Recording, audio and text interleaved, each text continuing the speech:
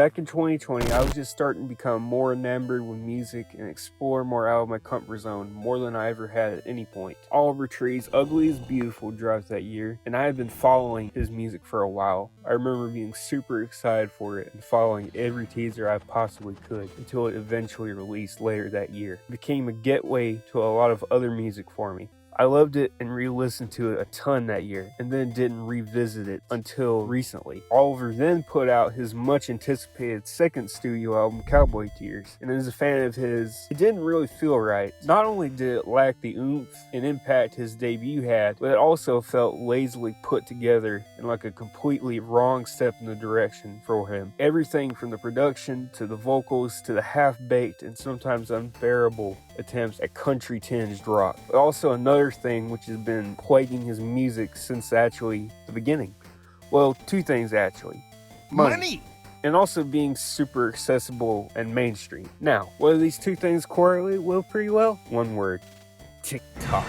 Yes, that TikTok. Oliver Tree knows this too, as he milks his mega hits. Life Goes On and Miss You with remix after remix for TikTok to use as sounds. These royalties must be really, really nice, because there are 12 versions of Miss You and 6 different versions of Life Goes On. If it wasn't obvious, TikTok is a large jackpot for Oliver. And while it's fine to do this, I think I speak for a lot of people, and especially for a lot of Oliver Tree fans, when I say that his material post Ugly is Beautiful, including the deluxe tracks off of Ugly is Beautiful, have either been subpar and mediocre or just outright terrible, TikTok bait and trash. However, I do not necessarily want to entirely say it is on him, as there has been an industry-wide push and increase in capitalization on TikTok and its many undeniable benefits for musicians and advertising in general. His label, Atlantic Records, is also at fault. It is arguable that they have forced a lot of their artists to switch to TikTok and make more mainstream accessible content to hook people and get more people to listen to their products. Oliver's character was gentrified by TikTok and lost its meaning a lot.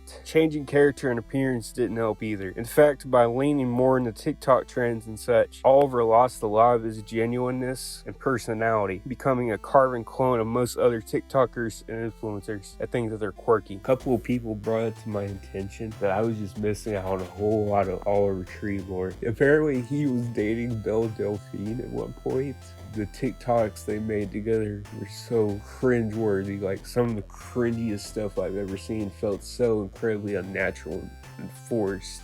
I went and looked back, like, it's so bad. The KSI beef, that's obviously so fake. His beef with people when he was Oliver Tree and not like Cowboy Tears, Oliver Tree was done way better than this. Like, it feels so fake. It's not even funny how fake it is. And on top of that, the fact that his comment sections ratio him every time he's posted the last few times with Melanie Martinez songs was hilarious.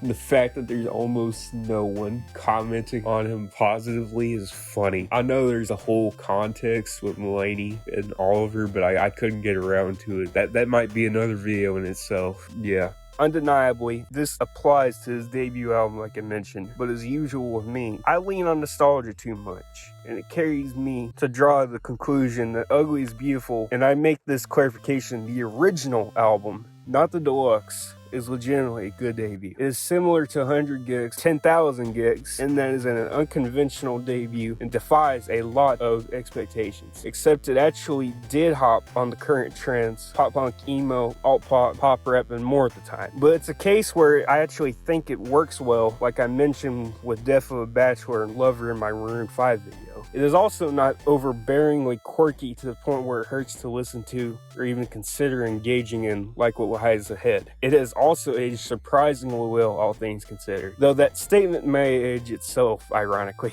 Speaking of irony, ironically and unfortunately, the same does not hold for pretty much everything else he's put out since. The 70 tracks on the deluxe of Ugly is Beautiful is an absolute cop-out in the TikTok trend, as evidenced by what I've already discussed. Despite that, I didn't hate it entirely, and afterwards, he went on to do an EP with the Russian rave group Lil Big. Oh boy, if you thought the deluxe tracks were terrible, this EP is worse. Barely listened listenable and tacky and original all around. Welcome to the internet is absolute sellout for all companies involved. Finally, moving on to his most recent. Cowboy Tears is horrible and is an awfully produced and half-assed cash in on the new wave of country, while still trying to cater to TikTok trends and be as quirky as humanly possible, and it fails miserably. There are a handful of tracks that actually do pan out into something halfway decent, but most of it sounds so meager and mediocre, as if no one put any care into it. Ironically, on the flip side, the deluxe tracks this time around work way better for the album, and actually most of them sound pretty good. I would have genuinely preferred an album made up of the deluxe tracks as the regular album, instead of what we got as the standard version of the album. Despite everything, I still think Oliver Tree is a good artist. He has creative strokes of genius. He has some serious potential to make incredible music. If he would just let go of TikTok and let it stop stagnating and mutating his career into something negative and pulsing, he could reach that potential that he has. I also just wanted to say that he is not the only artist who has been death gripped by TikTok and the music industry's cold calluses. Plenty of other musicians have fallen too, like Joji, Steve Lacy, Kid Laroi, Lizzo, Sarah, the list goes on and on. While TikTok may be a way for musicians to blow up, it can also be detrimental for their careers too, just as it has killed Oliver Tree, or at least killed a lot of his original fan base, the people that really mattered. However, I do not want to say that TikTok is not all bad, as there are genuinely some great musicians to have sprouted and come out of the site. It can be a good tool in right hands, but can be a death ray for those who abuse it. Screw sped up versions of songs. All my homies hate labels taking away people's creativity and profiting off every single bit they can. I'm looking at you, sped up versions released by the labels. Thank you guys for watching. I'm sorry that I haven't been active the last month or so. Finals came up actually last week, but I do promise that more content is on the way. Thank you for those who have stuck with me, and I hope you guys are looking forward to what's coming in the future, because I have some, at least I think, great content coming. I'm off to the stars. See you guys next time. Bye bye.